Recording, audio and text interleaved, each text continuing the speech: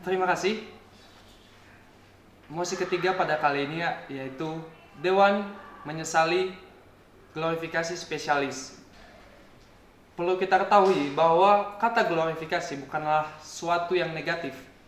Sebagai contoh, guru-guru kita di sekolah, kita harus memuliakannya.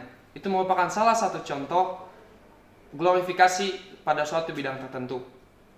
Yang diangkat pada kali ini, Dewan Juri yang terhormat, bahwa Dewan menyesali glorifikasi spesialis merupakan hal yang tidak baik menurut kami, sehingga kami mendukung bahwa glorifikasi spesialis ini tetap ada di tengah-tengah masyarakat.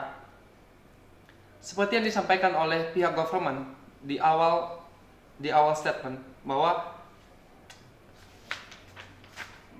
spesialis atau ahli pada zaman yang bergerak dinamis saat ini akan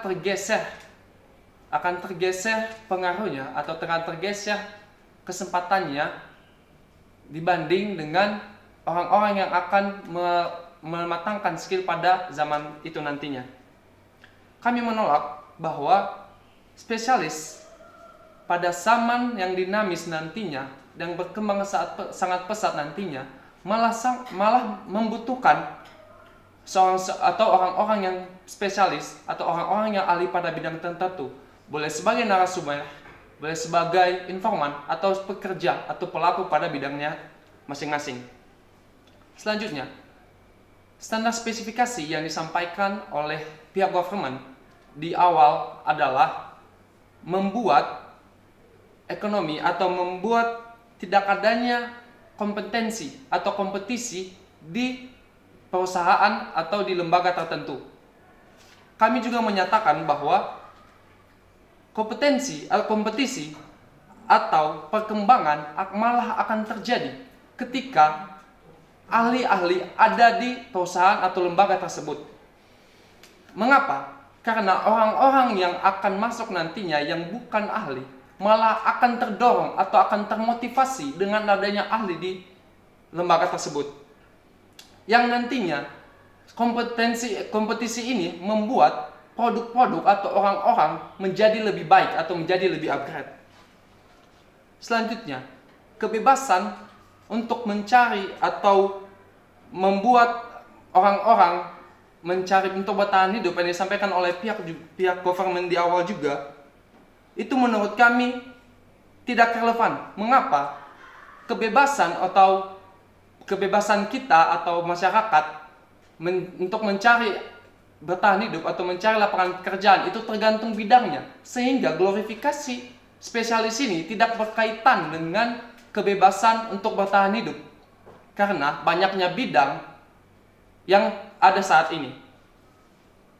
Selanjutnya, glorifikasi, jikalau Dewan menyesali glorifikasi spesialis ini membuat orang-orang atau orang-orang di tengah masyarakat tidak lagi termotivasi dengan adanya tekanan dari masyarakat untuk glorifikasi spesialis ini, yang membuat sifat manusia yang ingin berkembang malah melemah. Yang perlu kita tekankan bahwa glorifikasi ini sangat penting di tengah-tengah masyarakat.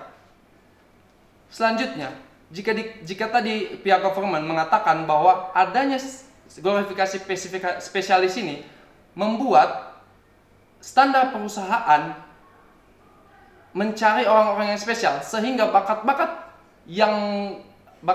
yang ada di luar sana yang sekiranya sebanding dengan spesialis tidak lagi terlihat. Ini juga merupakan hal yang tidak relevan. Mengapa? Banyak perusahaan-perusahaan besar di sana tidak lagi mencari pekerja melalui standar spesialis, tetapi melalui keahliannya bukan berdasarkan akademisi, tetapi berdasarkan memang keahlian yang terbukti atau yang terbukti kepada pimpinan-pemimpinan perusahaan. Lalu, tidak adanya glorifikasi spesialis ini di tengah-tengah masyarakat membuat manusia-manusia atau orang-orang menjadi malas untuk menjadi malas meningkatkan kualitas dirinya. Glorifikasi spesialis ini menjadi sangat penting. Mengapa? Boleh kita ketahui bahwa ahli-ahli pada bidang tertentu sangat berdampak di tengah-tengah masyarakat. Boleh kita ambil contoh bahwa Amerika Serikat merupakan induk dari mobil listrik. Mereka merupakan ahli di bidang itu, sehingga persaingan antar negara itu akan terjadi. Mereka berlomba-lomba untuk mengupgrade negaranya masing-masing, atau mungkin boleh belajar kepada ahlinya. Ini boleh kita tingkatkan bahwa glorifikasi spesialis ini sangat penting, baik untuk individu maupun untuk negara. Selanjutnya, pada teori Adam Smith bahwa sumber daya ini dibagi terhadap dua, yaitu sumber daya manusia dan sumber daya alam. Nah, di bagian sumber daya manusia ini ditekankan bahwa pembagian sumber daya manusia ini dispesifikasikan berdasarkan keahliannya. Di situ boleh kita lihat juga bahwa keahlian atau spesialis ini didukung oleh pernyataan ahlinya sendiri, sehingga boleh kita kembalikan bahwa ahli sangat berguna sebagai informan, sebagai informasi. Seperti yang sudah disampaikan juga di awal tadi bahwa sekarang media sangat banyak informasi yang terjadi. Bagaimana jikalau masyarakat umum melihat informasi-informasi yang tidak berdasarkan ahlinya? Apa yang akan terjadi? Bisa rancu, bisa menjadi multitafsir. Tetapi jikalau informasi-informasi tersebut berdasarkan ahlinya, maka kita sebagai masyarakat umum akan lebih percaya terhadap informasi yang diberikan.